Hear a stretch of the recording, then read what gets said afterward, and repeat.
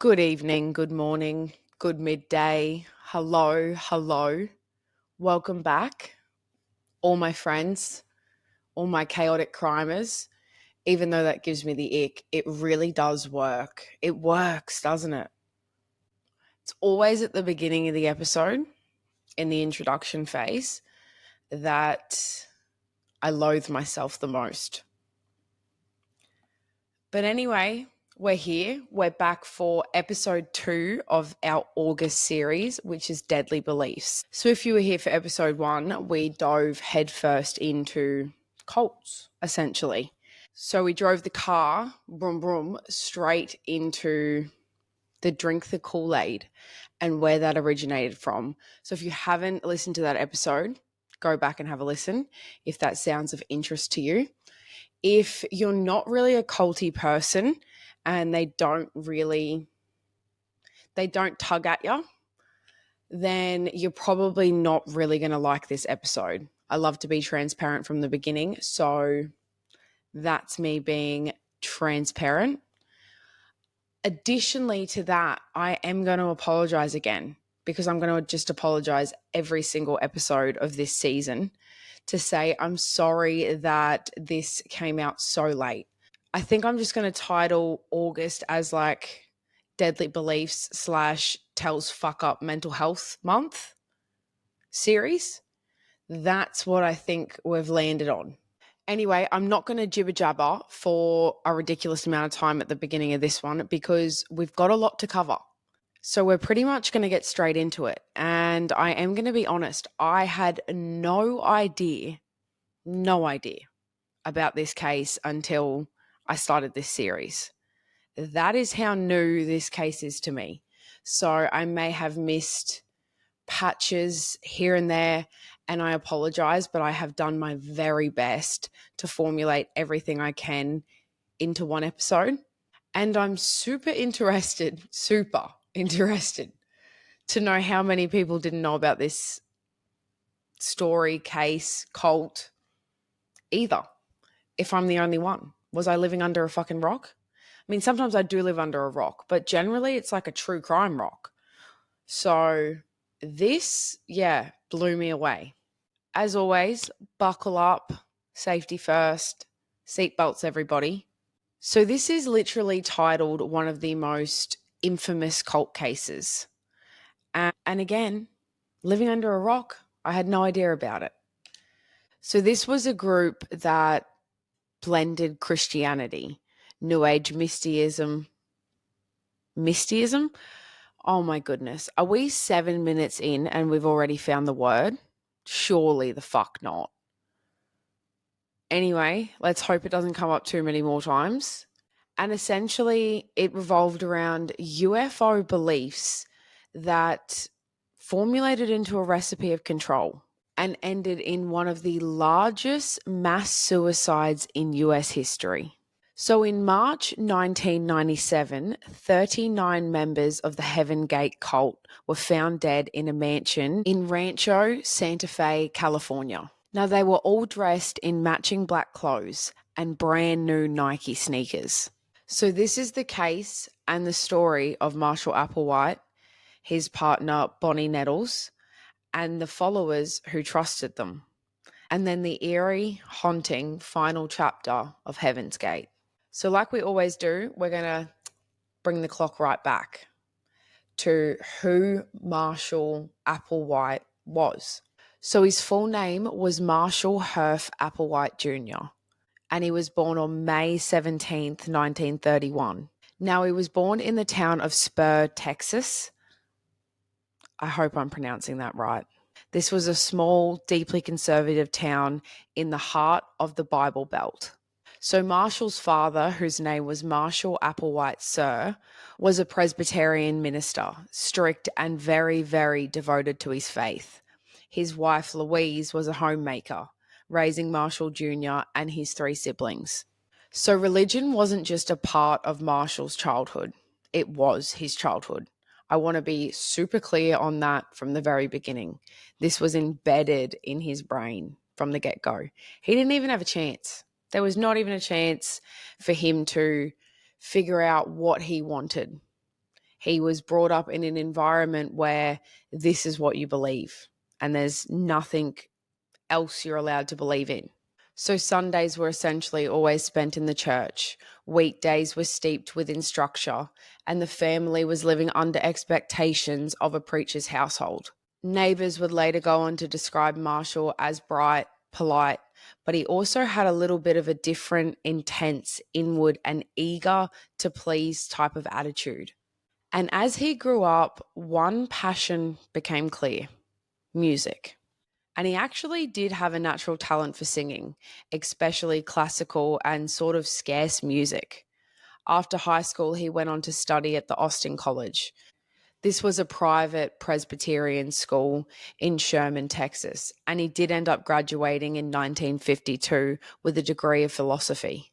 He did at this time consider going into the ministry, exactly like his father, but instead he decided to pursue his love of music. Now, this is where he sort of starts to take a step out of the norm. And I guess maybe to others looking in, that's not what anybody would have expected. So he actually went on to marry a woman named Anne Pierce, and together they went on to have 2 children. And for a while, it sort of seemed like life was pretty ordinary. Applewhite had built a career teaching music, and actually during this time becoming quite a respected choir master. Am I saying that right? Is that what choir leaders, like the people at the front, is that what they're called? Is that the correct terminology? And he even went on to land a position as a professor at the University of St. Thomas in Houston, Texas. Students remembered him as charismatic, funny, and extremely talented. He had ambitions of becoming a professional opera singer. But I want to be clear that beneath this polished exterior, Marshall was really struggling. He was wrestling with his sexuality in a time and place where being gay was not really seen as taboo, and it was still seen as sinful and shameful. Some accounts do suggest that he did engage in affairs with male students. And then in 1970, he was reportedly dismissed from the university after one such relationship was discovered by the higher authorities. So at this time, his marriage did collapse, his career had imploded, and his ties to his family had frayed. So this appeared to be Marshall's turning point. He was in his early 40s and he had found himself adrift, divorced, unemployed, and basically shunned by the conservative world that he'd grown up in. He spiraled into a deep depression at this point. He was searching desperately for meaning, for something bigger than himself, and something to explain why his life had unraveled so badly. And then he meets Bonnie Nettles. So Bonnie was a nurse at the time, and she was nearly 10 years older than Applewhite. She was living in Houston, and she was also deeply spiritual, fascinated by astrology, mysticism, and alternative religions. Sorry, I just had like an eye twitch there. If you're watching like the visuals, I did not mean to make it look like I was rolling my eyes. I was just twitching. So the story goes that they met by chance in 1972 in the hospital. And at this time, Applewhite had actually been admitted for what some described as a nervous breakdown. Whether that detail is actually correct or not, what's clear is their meeting changed everything. So from the very beginning, Marshall and Bonnie's connection was magnetic. He felt that she really understood him in a way that no one had ever. She, in turn, saw in him not just a man, but a partner in destiny. And soon the two became inseparable. And together they had actually begun to craft a new theology. They believed that they were the 2 witnesses from the book of Revelation, prophesied to bring humanity a final warning before the end of time. But unlike any church interpretation, and overall their vision was essentially filled with Christianity and UFO mythology, and then the rising tide of New Age spirituality. They basically told each other that they were the chosen ones, messengers that were sent to prepare people for the evolutionary leap into the higher plane of existence.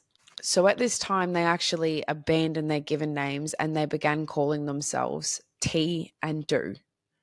Bonnie was T and Marshall was Do. Like the first and last notes of a musical scale. To them, it was symphonized.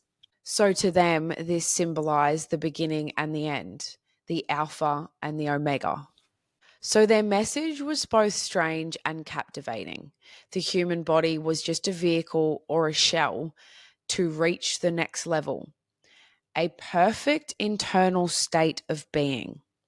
People had renounced their earthly attachments, shielded their human desires, and devoted themselves fully to the path of tea and do.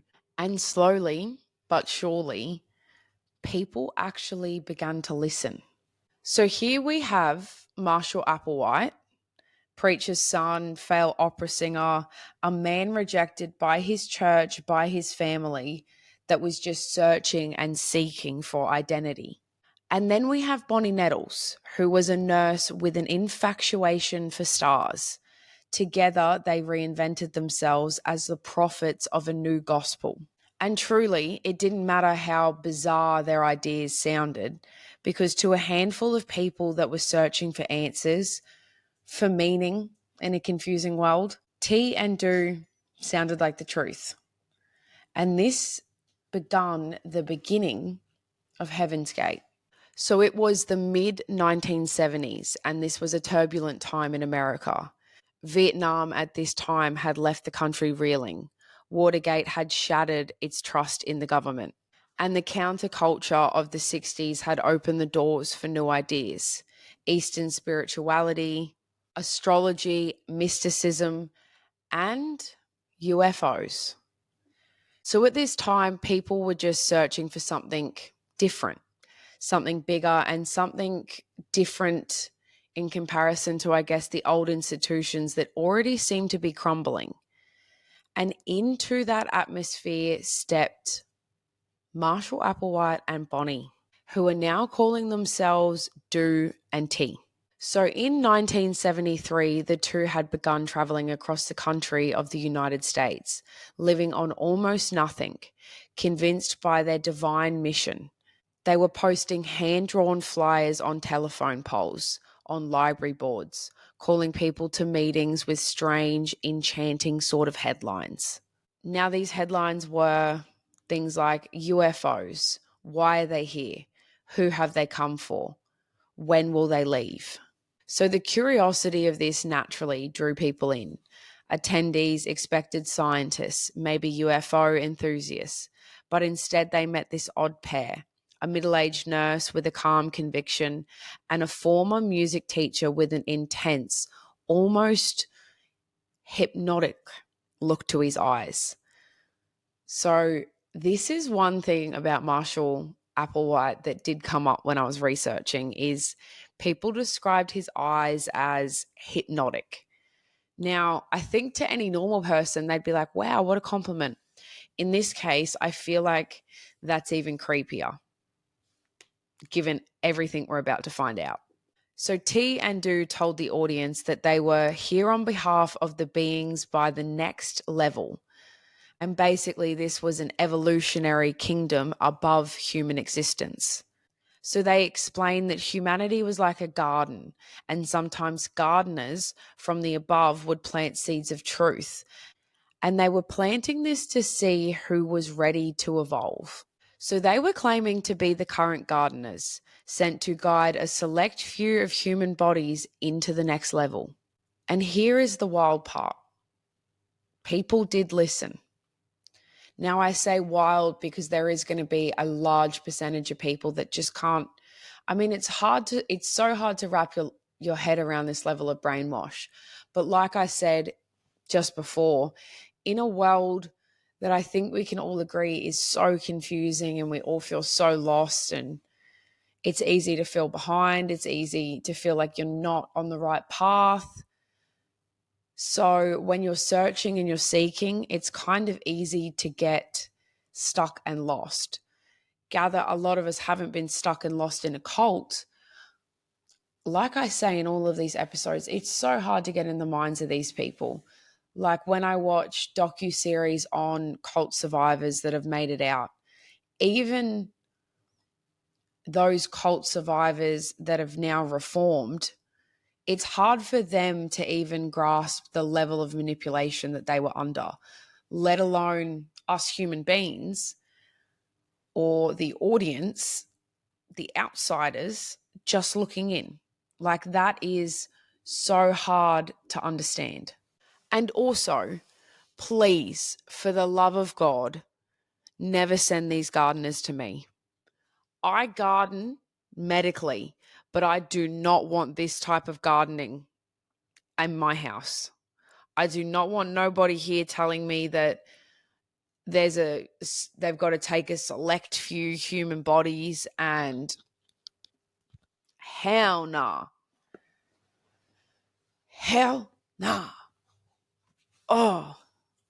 Anyway, that's kind of like, has that made anybody else want to garden?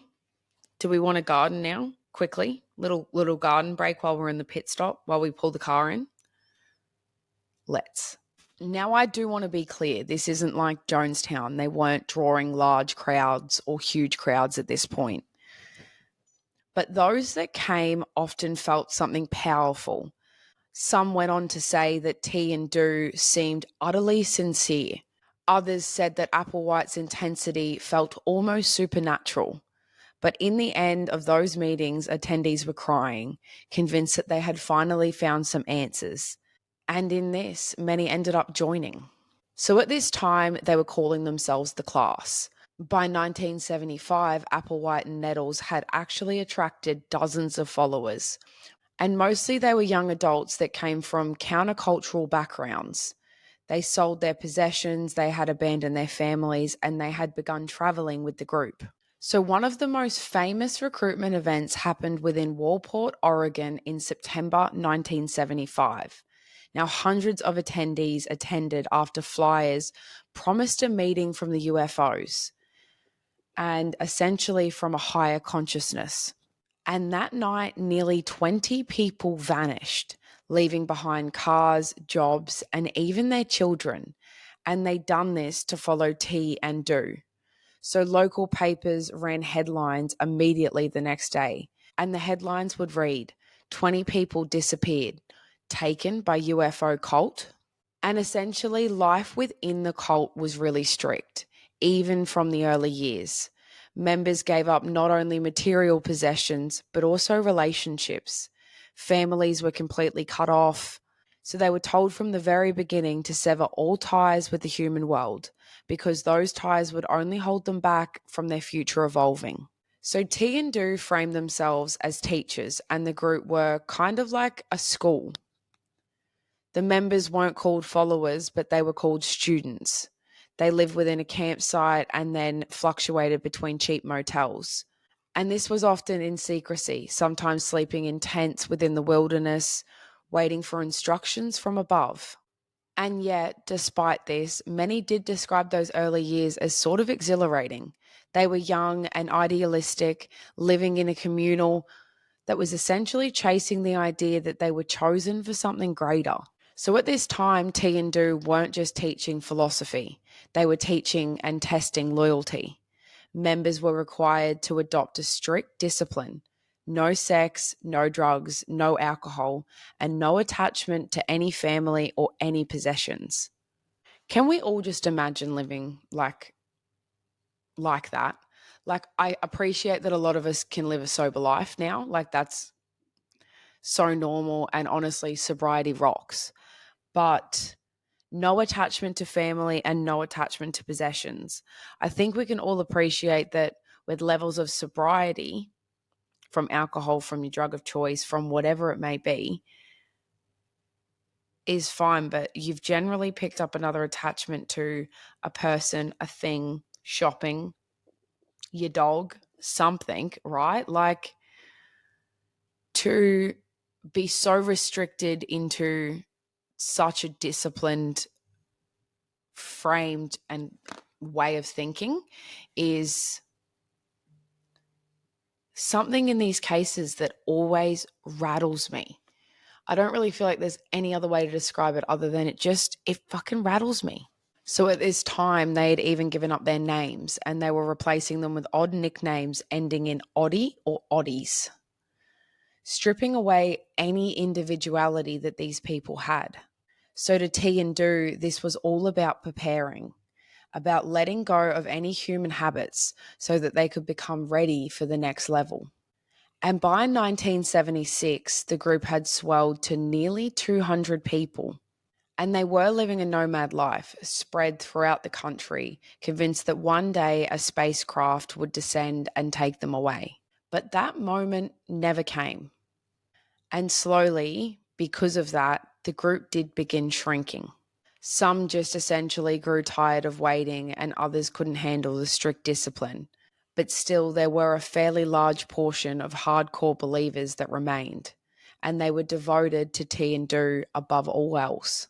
So I just want you to think about that, because I'm in my 20s. If you're in your 20s, maybe your 30s, because there were members in their 30s as well, your 40s, even just go back there if you're not, and picture this is essentially in a time where you think or you feel like the world is really falling apart. Like we've all been through heartbreak, grief, all of those things where we feel like our world's falling apart. But this is like we genuinely feel like there is someone or something coming to get us, because the world is ending. The world is falling apart. We have been chosen.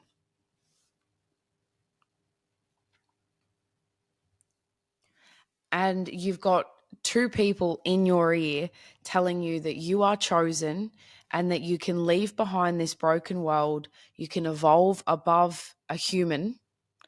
And to somebody that's already lost, that would feel irresistible. That'd feel like the paradise, that would feel like the dream, paradise. Take me. Where are we going? I'll live a nomad life. Let's travel across the country and move around. I also do want to specify, when I said before that they're spread and scattered, I mean that they were moving around across the country. I just want to be clear on that. We just want to be clear on what we're saying, and make sure that we're painting the picture, because that's what we're all about here. So by the late 1970s, the excitement of those early recruitment drives had faded. The UFOs had never come at this point. Many followers had left, disillusioned, and what had begun as nearly 200 members slowly shrank to a much smaller, much tighter core. But those that did stay, they were in it for life. Marshall and Bonnie, still T and Do, reframed their mission completely. They told their group that this wasn't about waiting on a hillside for a spaceship. It was about training, preparing themselves to shed their human vehicles when the time was right. Oh, I'm getting goosebumps, guys. This is starting to ring a little bit familiar. Like we've heard this before, haven't we?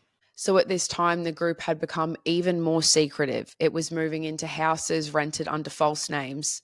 They were living communally like a family, except this wasn't really a family in much of a traditional sense. Like I said, they were calling themselves the class, and every aspect of their life was shaped by rules and discipline. Members had given up their sex life, their family ties, their money, their possessions, and even their names had been stripped away. John became Johnity, and it essentially erased any individuality, reinforcing that they were just temporary, waiting to be discarded. So daily life was still all about discipline. The group followed very strict schedules, waking up early, eating identical meals,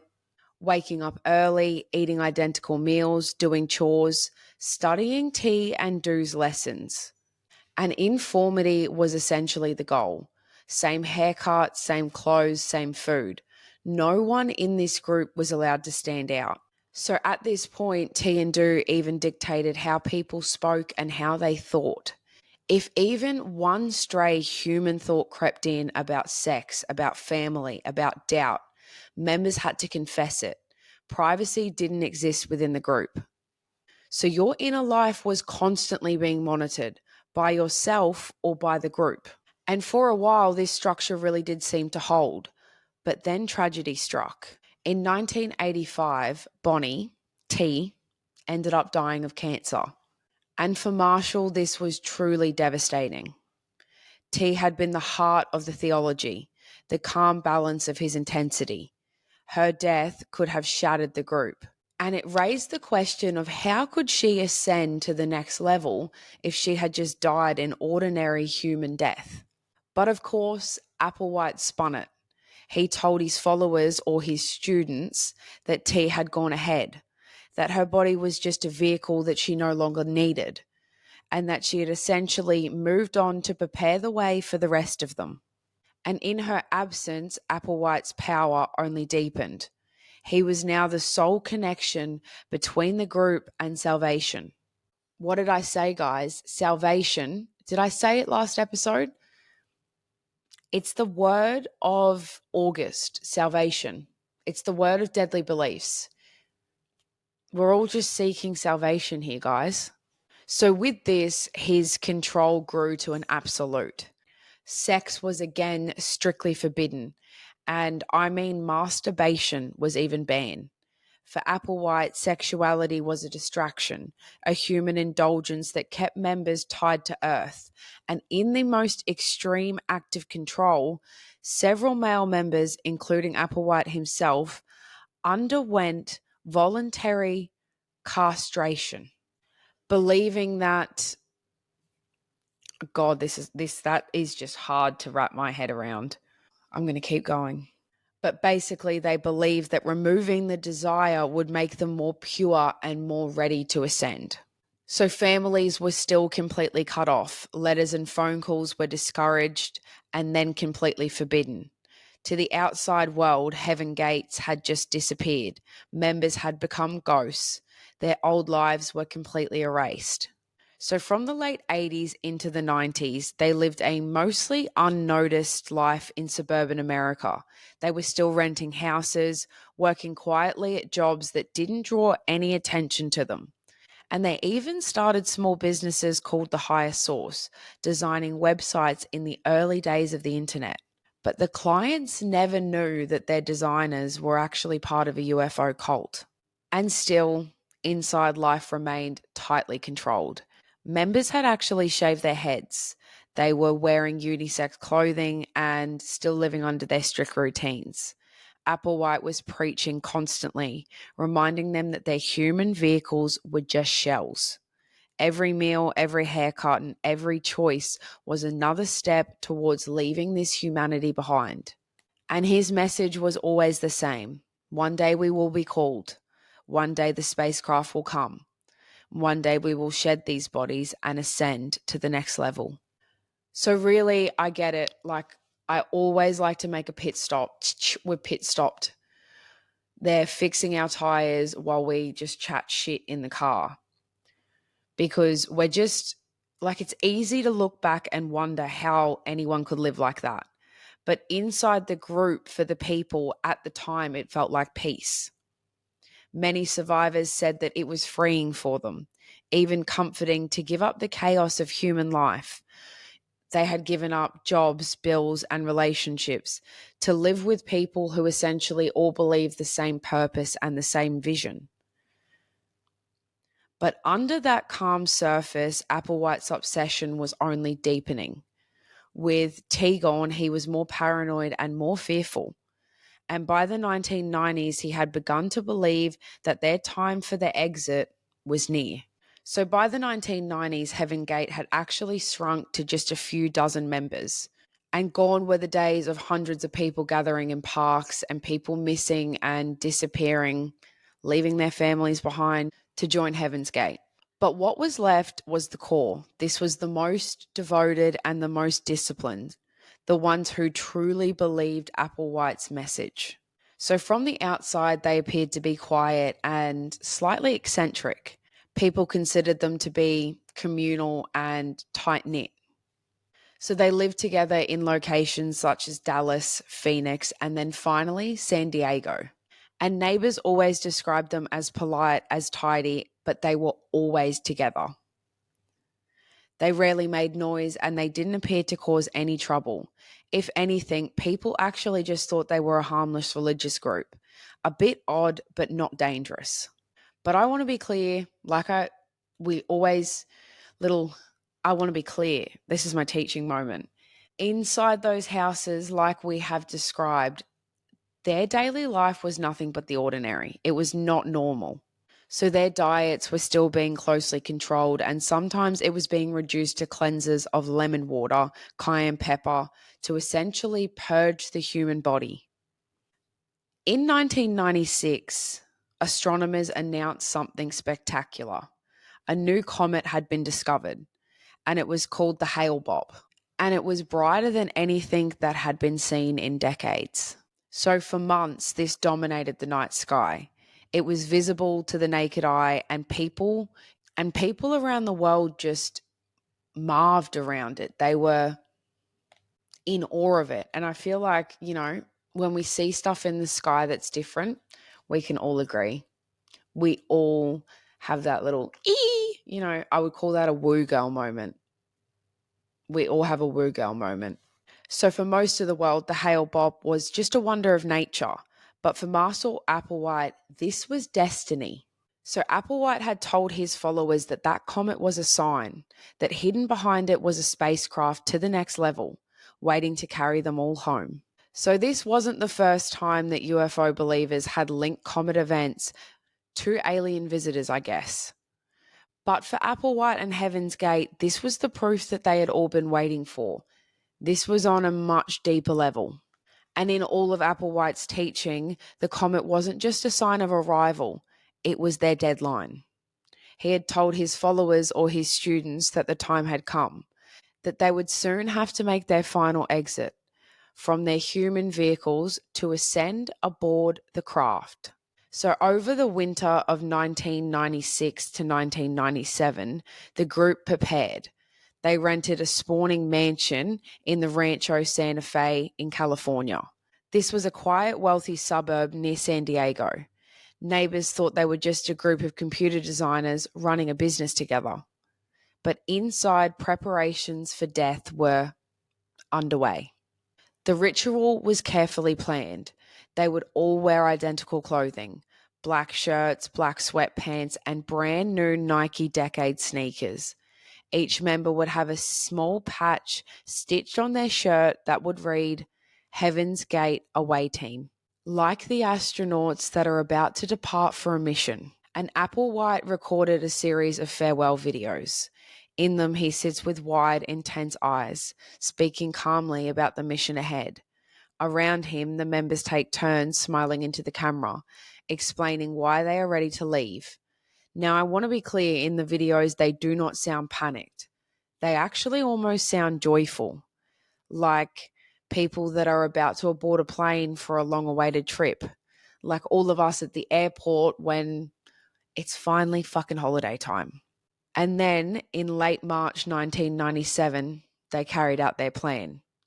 So over the course of 3 days, 39 members of Heaven Gates, including Applewhite, died in carefully orchestrated waves.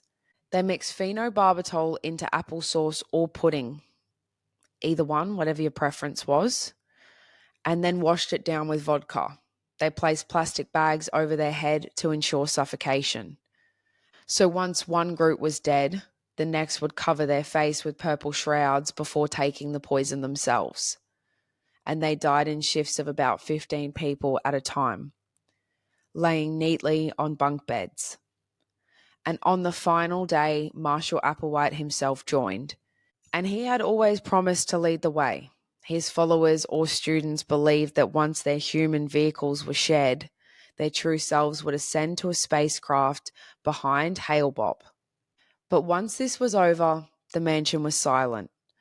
39 bodies, all dressed the same and all covered in purple cloths, their Nike sneakers still laced, bed linen in absolutely perfect order as if they were still sleeping. So days later, a former member of the group, Rio D'Angelo, received a package in the mail. And inside that package were those videotapes and farewell letters from those 39 members. Armed, he went directly to the mansion himself, and what he found was unimaginable. He immediately called the police, and on March 26, 1997, the world learned all about Heaven's Gate. Television cameras swarmed the Rancho Santa Fe. Aerial footage showed gurneys carrying out rows of identical bodies. It was one of the largest mass suicides in US history at the time, and it shocked the world. So we always like to just stop for a minute before we carry on and just think about it. Think about the fact that there were 39 people that were calmly recording goodbye messages, dressing in identical uniforms and walking step by step into death.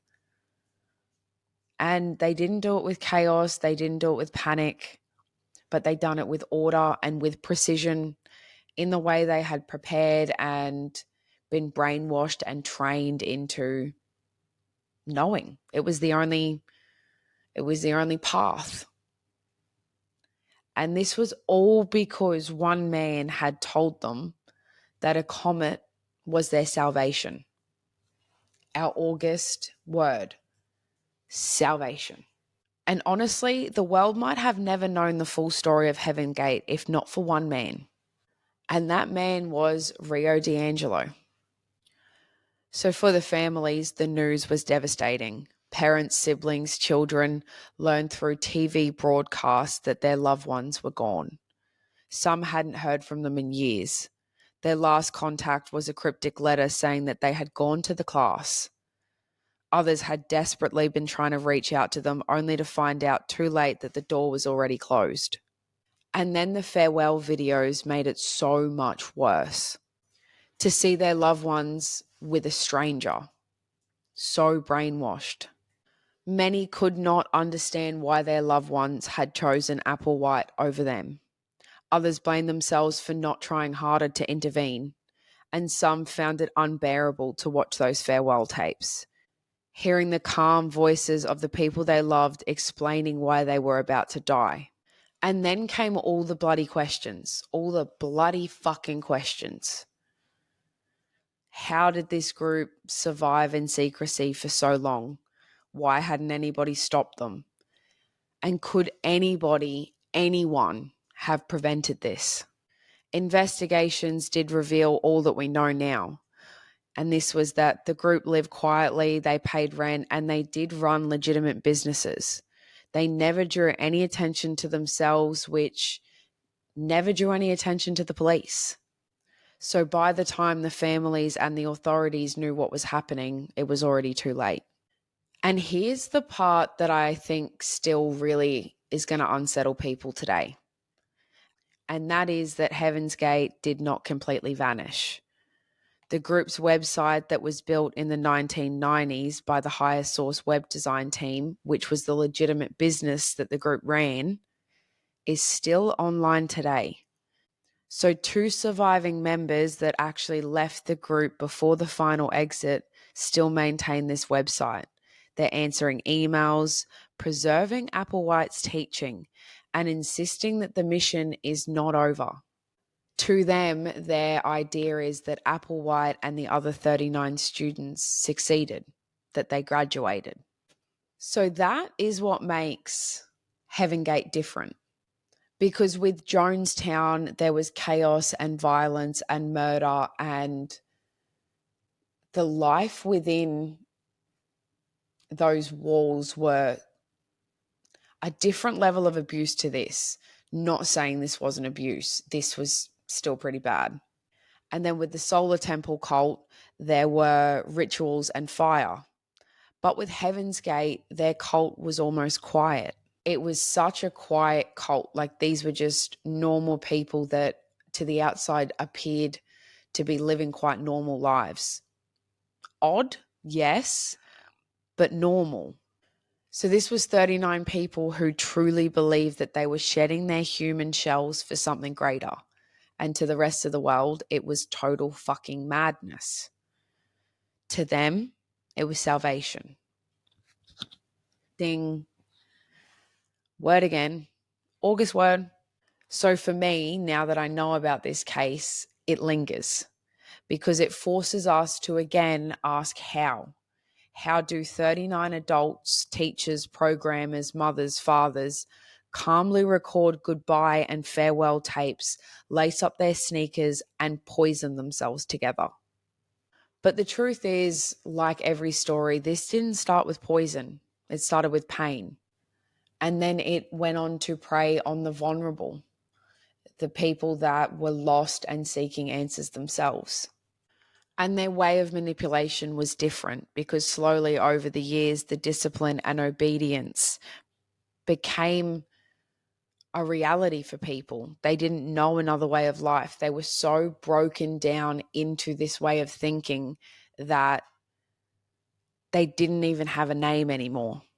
But these people weren't crazy and they weren't stupid. They were just human beings that wanted to believe in something bigger. They just wanted freedom from all the chaos on earth. They wanted hope. And Applewhite was giving that to them until it destroyed them all. So Heaven's Gate wasn't Jonestown. It wasn't violent and it wasn't forced. But it was no less tragic. It was no less painful and no less a source of manipulation and a deadly belief. And maybe the most unsettling part of this case is they didn't die in fear. They died in calm, in unity, and in absolute belief that they were going somewhere better. Now, that is both a double-ended sword, that statement as well, because at least they ended in a peaceful frame of mind. And I bet they did go somewhere beautiful. So I'm going to list below all the names of the 39 victims that were a part of this. And I've done the same in Jonestown as well, because I think it's important that we list the names of the individuals that we know of. I'm also going to drop some resources below for you guys to further deep dive into this if you like. I know I'm going to continue further deep diving because wow. I think that's all we can say for the end is just wow. So that is it for today's episode of Chaotic Crime. And like always, if you guys have any recommendations, if you want to have a chat about this, my DMs, my emails, they're always open. You know where to find me. I'm going to drop all of the links below like normal. And until next time, I want you to stay loud, stay curious, and never stop asking questions.